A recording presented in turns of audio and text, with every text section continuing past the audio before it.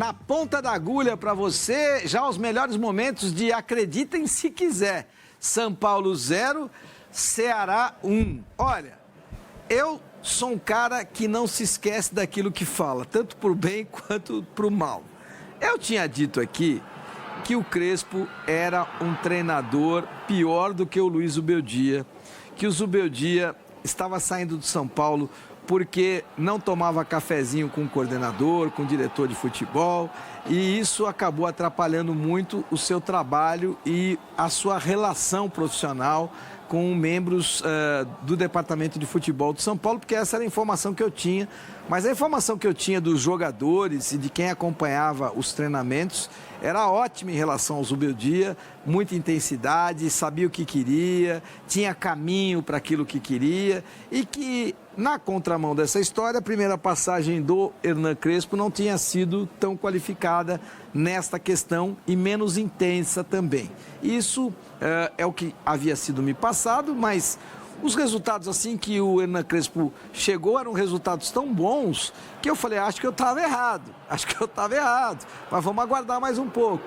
Será que eu não estava errado, não, É que Jorge? assim, toda mudança de técnico costuma trazer resultados positivos, né? Porque você iguala todas as perspectivas dos jogadores, todo mundo que estava... Aquele cara que estava mais desanimado volta a correr, porque sonha em vislumbra ser titular. A verdade é que o início do Crespo foi extremamente promissor.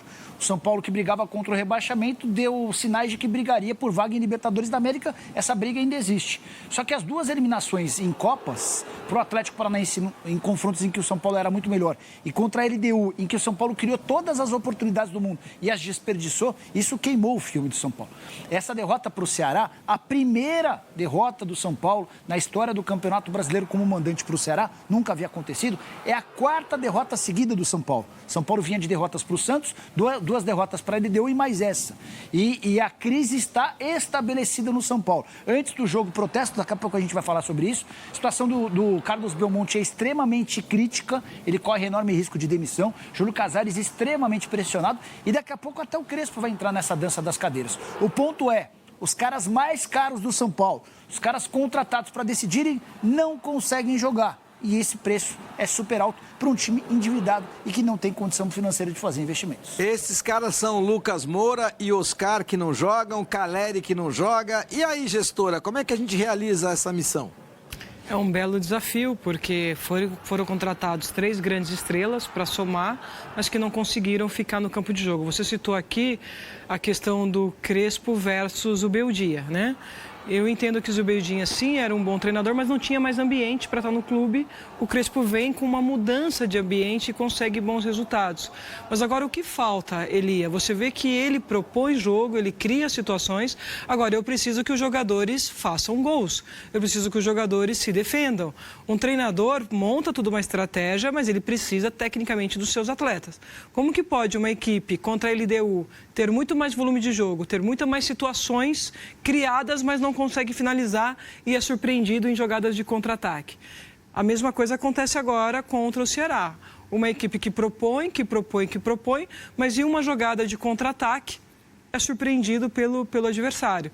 Então a gente aqui às vezes coloca muito a questão do treinador, mas ele está sem 3 principais jogadores e o elenco que está jogando, a gente também precisa passar um pouquinho de responsabilidade para os jogadores. Não estão sendo efetivos. Esse é o problema. Um gol nos últimos 6 jogos. Mas aí, gol da vitória contra o Botafogo. Aí eu te falo, você tem razão. Quando a bola chega muito no ataque, é o que aconteceu principalmente contra a LDU, a bola chega muito no ataque, a bola chega em condição, a culpa não é do treinador, porque se você está no último terço em condição de chutar e você erra o chute, você está no último terço, na grande área e erra o cabeceio, a culpa não é minha. Eu fiz a bola chegar até ali. O meu time está organizado para a bola chegar até ali. E você é incompetente. Agora, não cabe a mim entender quem é o incompetente que não está conseguindo. O Luciano não está com espaço demais para o número de perdas que ele tem. A gente não tem que encontrar, o treinador não tem que encontrar soluções? Tem, Elias, só que o São Paulo perdeu 3 centroavantes, todos por lesão. O André Silva, o Rian Francisco e o Caleri.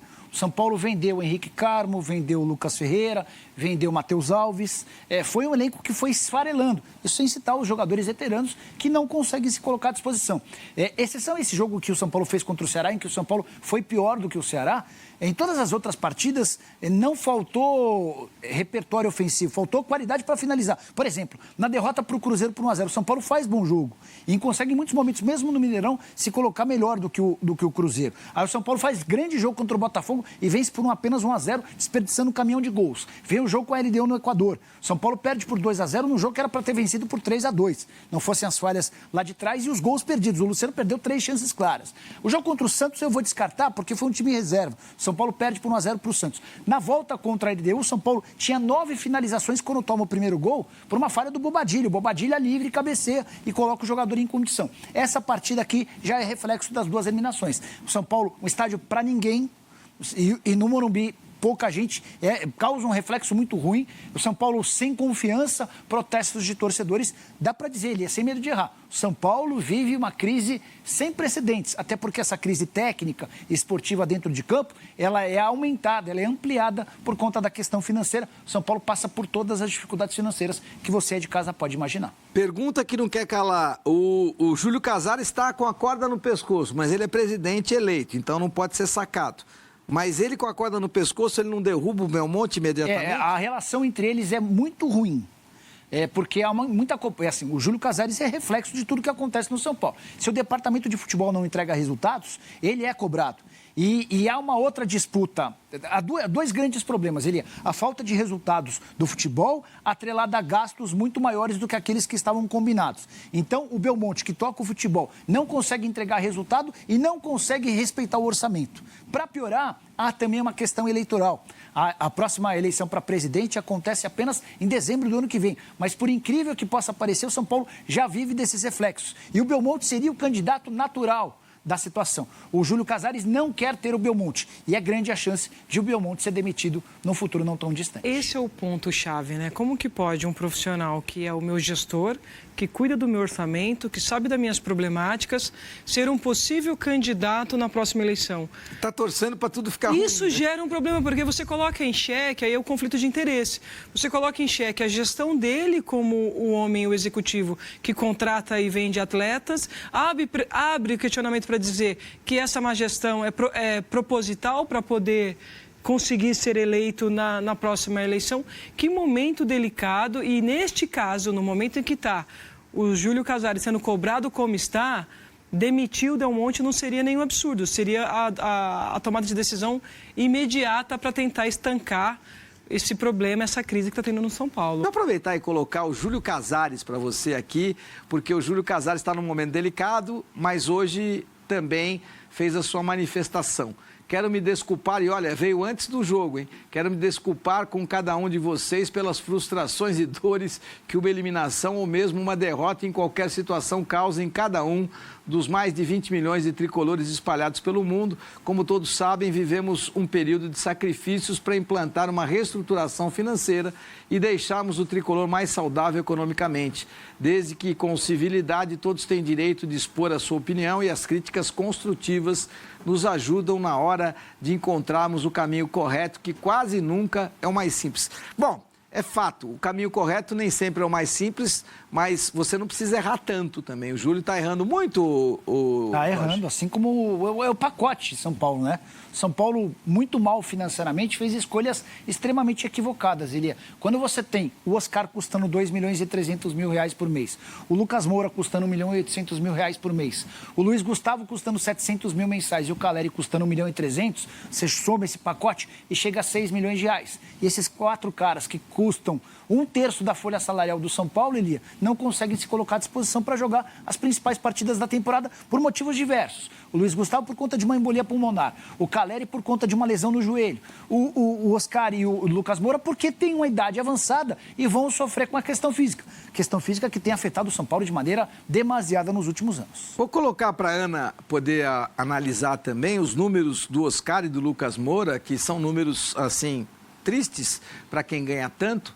E aí você tem as notas. O Oscar, quando joga, tem uma nota ótima. O problema é que ele não joga, né? Então, aí você tem muita dificuldade. A eficiência nos duelos, 48-49, são números muito parecidos. Mas o problema é o número de jogos que você 53 jogos do São Paulo. É bom fazer... São Paulo jogou 53 vezes e um jogou 21 vezes, outro jogou 18 vezes. Ou seja, você não consegue ter 40% de aproveitamento em nenhum dos dois casos. Essa é uma questão. Outra questão é que está me preocupando, Ana, é a seguinte, até agora o Hernan Crespo não falou, está demorando muito para o Crespo falar. Talvez ele esteja sendo demitido nesse momento, mas de qualquer maneira, vamos ouvir você sobre o Oscar e o Lucas Moura, Ana. É uma situação delicada, né, do Crespo. Vamos aguardar um pouco mais, mas olha que interessante. Além de você falar dos 18 jogos, o Lucas, como titular, jogou somente 10.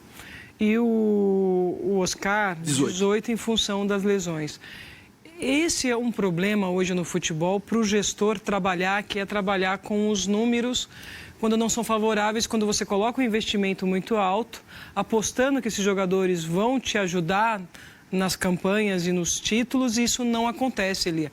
Por isso que não é só do Júlio a responsabilidade, mas de toda a diretoria, porque quando uma compra é feita na casa de milhões, pelo valor de um jogador que é um pouco mais velho, que sim foi um ídolo, mas está vindo, não é só o presidente que decide, existe um corpo junto com ele para aprovar esses nomes. Mas o presidente ele coloca nas costas do Oscar e do Lucas Moura uma responsabilidade que é dele. Tipo, eu estou trazendo 2 ídolos, entendeu? Ele tira das costas dele uma responsabilidade e aí quando esses caras não jogam e o custo é muito elevado, vai para as costas dele. Mas esses ídolos, quando aceitam regressar, com os valores que estão recebendo, sabem dessa missão.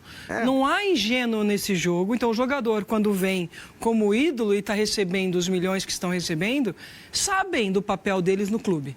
E quando eles não correspondem, e assim, conhecendo os dois e pela seriedade que é o Oscar e o Lucas, eles sabem que hoje o momento crítico do São Paulo passa por eles, sim. Mas mais do que passar por eles, passa pela diretoria, porque eu fiz o investimento.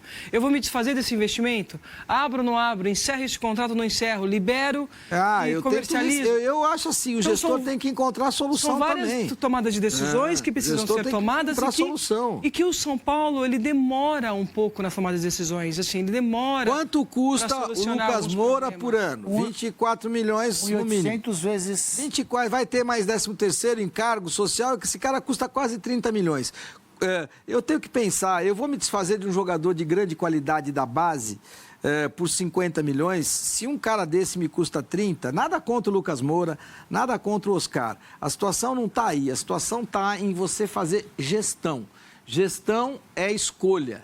Gestão é escolha. Quando você escolhe, você abre mão de alguma coisa. Mesmo que você acerte na escolha, você abre mão da outra coisa. Então, é complicada essa situação. E, Nicola, a multa contratual. Porque, nesse caso, você pode chegar para esses 2 jogadores e falar, olha, a gente está pagando, a gente tem uma multa contratual, porém vocês não estão entregando, assim, lamentavelmente... E outra, você expõe também, a lesão... Você expõe também. Vocês são São Paulinos, vocês amam o São Paulo, então, nós estamos quebrados, vocês não estão jogando, nós queremos abrir. Podemos negociar essa multa de contrato para que nenhuma das partes sejam prejudicadas, entende? Há um grande problema. Porque tem um gap. O contrato do Lucas Moura acaba em dezembro de 26. Deus me livre. O do Oscar acaba em dezembro de 27. Contratos longos. O São Paulo não tem. Pra esses caras. E assim, são 2 caras que, do ponto de vista profissional, são extremamente retos, né? São exemplos. São exemplos, mas a verdade é que eles não conseguem entregar. Dispensá-los, eu acho que está completamente descartado. Eu acho que o São Paulo poderia chamar os 2 para pedir uma compreensão com o momento. Um reacerto. E discutir um acerto. Olha, a gente precisa muito de vocês. Vocês não têm conseguido entregar. Então, o que vocês acham da gente debater uma redução temporária no contrato de vocês? Vocês estão com a vida realizada, vocês estão... assim, seria bom até para vocês, porque o São Paulo fez 53 jogos nessa temporada. Um fez 21, outro fez... Vamos pagar proporcionalmente 18. Ao número de jogos. Então, assim, então, você jogou 40%, vai ganhar 40% do seu salário. E aí, tem outro ponto. Você estava agora lembrando da venda desenfreada de jogadores da base. O São Paulo costuma vender os atletas da base, mesmo com enorme potencial, por cifras inferiores a 50 milhões de reais. Estava fazendo a conta enquanto você falava. Oscar e Lucas custam por ano 50 milhões de reais. É um absurdo. Você vende um potencial jogador por 50 milhões e você fica com 2 caras que estão no departamento médico te custando a mesma coisa. E aí você é um erro de gestão. E aí você fica à mercê de vender talentos a preços baixos. Para pagar caras que não jogam. Para poder pagar para cumprir essa folha de pagamento. Mas entenda, isso é erro de gestão. Tem que ir para a conta do Casares, tem que ir para a conta do Belmonte, gostem ou não. Olha o tempo que está demorando para o Hernan Crespo entrar na sua entrevista coletiva, hein? Não é comum, tá? Não é normal esse tempo.